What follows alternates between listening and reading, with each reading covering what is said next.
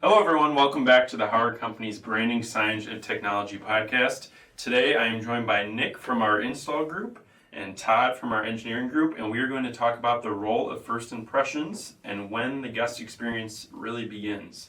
So, before we dive into that topic, just want to remind you that to subscribe to our YouTube channel in order to get these podcast episodes as soon as they're released, and then just stay up to date with everything that we're sharing as the Howard Company. So, welcome, guys. I appreciate you joining me. Of course. Thanks for having us.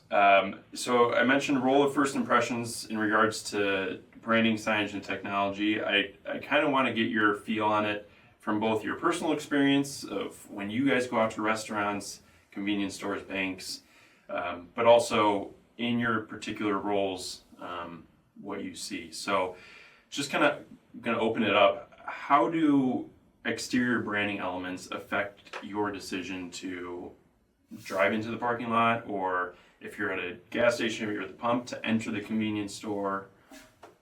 Well, I think that there's definitely like a psychology to it. Like you see a lot of red and yellow with all of these like fast quick service brands. So those are very emotional colors that kind of drive a response from somebody as they're driving by. So I think that can definitely have a huge impact.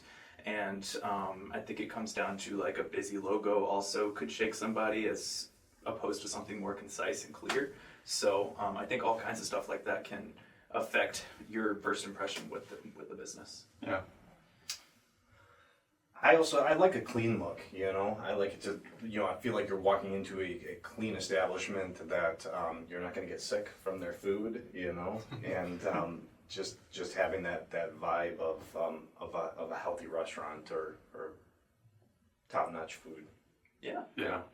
I think there is a part of it because, for the most part, I would say people have a destination. I don't know about you guys, if you're driving, you're like, oh, that restaurant looks good, I'm going to pull over and get something to eat. Mm-hmm. But I would say, DVLED signs on the side of the road where there's motion involved with the technology, and then obviously branding elements as well in the windows and whatnot. So at what point does it become just another storefront to an invitation to come in, though? I think when it comes to the invitation to come in, it needs to be something that is going to evoke an emotion from somebody when they're driving by. It's got to be eye-catching. It's got to be something that kind of stands out from the rest. So you want to make sure that your brand is definitely differentiated enough from a McDonald's, a Hardee's, a Burger King, something like that. Yeah. And then at what point, maybe Todd, from your personal experience, how much design is too much? You talked about simplicity. Are there some businesses, don't name them, where it's like it's just too much and you're like, you stay away from it? Yeah, I actually had this discussion this morning with my group, and there is such thing as too much. There's too much motion, too much activity. Like you wouldn't want all your indoor signage to be digital and moving and flipping and overwhelming. I think simplicity and showcasing different items on your menu and stuff like that is really important. A lot of times I'm picking from a picture, not a description. So I think those types of elements can be helpful as well. Nice. So before we dive too far into this conversation, if you guys can just give a brief description as to what you do with the Howard Company, what you do in the install on the team, and then what you do in the engineering team. Yeah, sure. So I'm Nick. I work in the install department, and we handle everything from the quote to the final turnkey solution of the elements that we're going to be installing at each location. So we kind of are the main touch point of how the project keeps moving within the company, and then I'm also coordinating with third-party vendors and making sure that the site is prepped according to what needs to be in place for our equipment. Nice. My name is Todd. I'm a project manager and engineer here at the Howard Company. We're tasked with obvious project management, seeing things come in from from cradle to grave, and then creating standardized products that will be sold as a standard offering. Also the engineering aspect, we do a lot of design work and custom signage and customer specific applications. So Todd, you just mentioned that you're involved in a lot of the products go out the door, the design of them, especially the custom projects. Nick mentioned that in order for people to feel invited into a storefront, there has to capture their emotion somehow. Mm-hmm. How do you engineer for emotion and not just functionality? Oh boy, that's a hard one. I think a lot of the emotion comes from maybe the more graphics materials more than the mechanical aspect of it. Obviously, we want our signage, our drive-throughs to be clean, and we want them to be long-lasting. To give that look. I mean, if you drive through a drive-through and everything's all rusty and falling apart and looks dingy, it gives you that kind of vibe for the restaurant itself. But I think a lot of that emotional aspect comes from the actual designs and logos, the color variations that comes from our graphics department. Nice.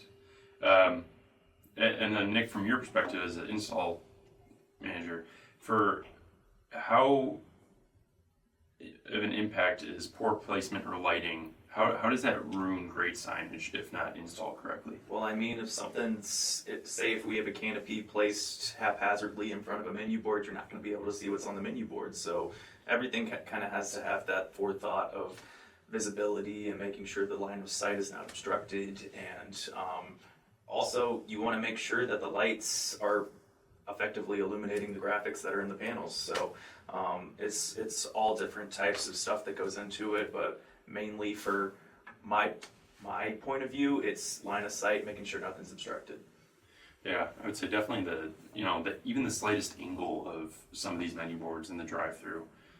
That's something I've learned just being on site at some of these installs is, if a preview board is not slightly slanted, it's not going to draw as much of an impact as if it's just face on. So there is a question I want to throw out there. It is more of a design question, but maybe from your guys' personal experience. So the designs that we roll out the door, are there consistent themes or designs that make you think, wow, they'll grab somebody's attention, especially if they're in a moving car driving by? Well, you don't want us naming names, correct? Right. Well, yeah, there's definitely certain companies that do it very well. But I think that the big thing is making sure it's readable at a distance, and you don't want it to be too busy with how much is going on within the graphic, because if there's too much going on, people are just going to keep moving. Yeah. Yeah, I do. Yeah, I mean, some digital signage I think is a really nice upgrade for certain customers. When I'm driving past a place that has digital drive-through menu boards, I think it gives a vibe of a well-oiled establishment, and again, quality food. And I think that maybe a little bit of motion added in there, maybe a little bit of graphics. Some people have a steaming cup of coffee or stuff like that. I think that just adds a little bit of touch to the experience. Yeah. We have a lot of solutions that seem to be a competitive advantage. Like, I don't see a lot of our competitors doing some of these things that we're producing and engineering. What is maybe one product that we offer, and it could be for indoor or outdoor, we haven't talked much about the indoor, that you would suggest a brand to look more into, especially if they want to keep customers coming back?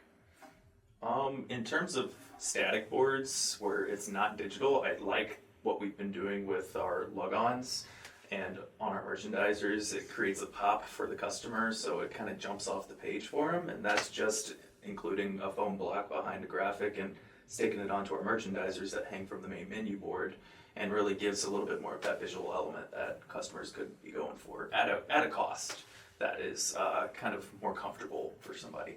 Yeah, yeah.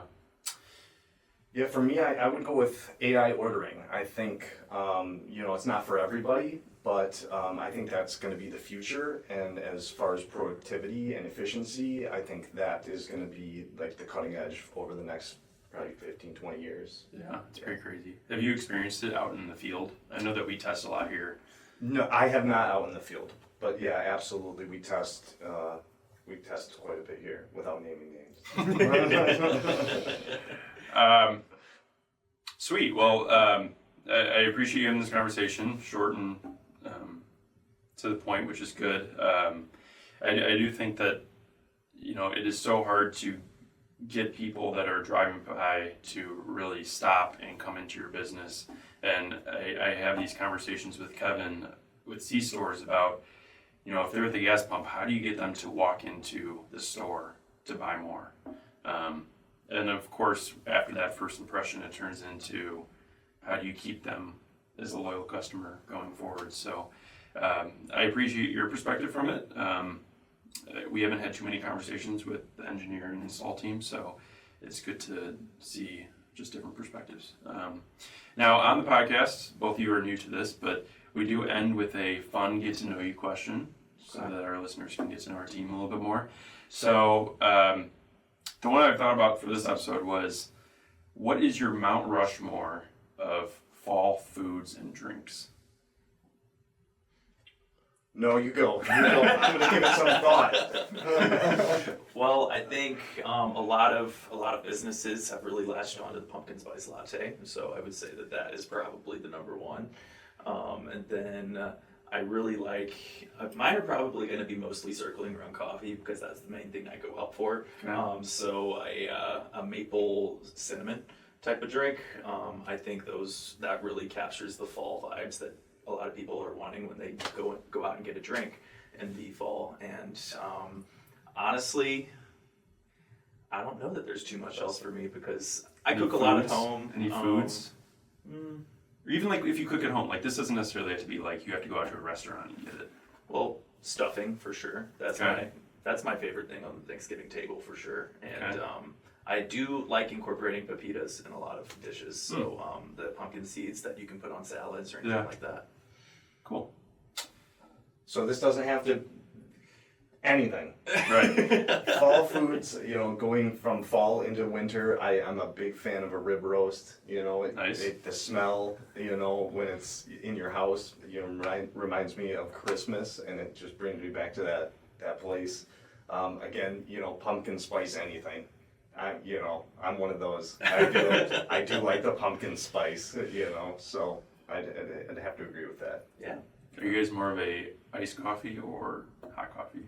I mean, depends on the weather outside. If it's 90 degrees, there's no way I'm getting a hot At latte. what point does it go from iced coffee to warm? I'd say the cutoff's probably like 60 degrees for me. Like if once That's it's pretty high above still. or below. For me, I mean, I'm not from here too, so. Yeah. Warm coffee all day. Yeah. Yeah, it gotta be hot. I would say my four are chili, Ooh. s'mores, hot chocolate, and like the apple cider donuts or anything from the orchard. Well done. So I had time to think of these because I didn't have a question. But Naturally. well, thank you for joining me. Again, if you'd like to stay on top of everything that we release from the Howard Company, please subscribe to our YouTube channel. It's just the Howard Company.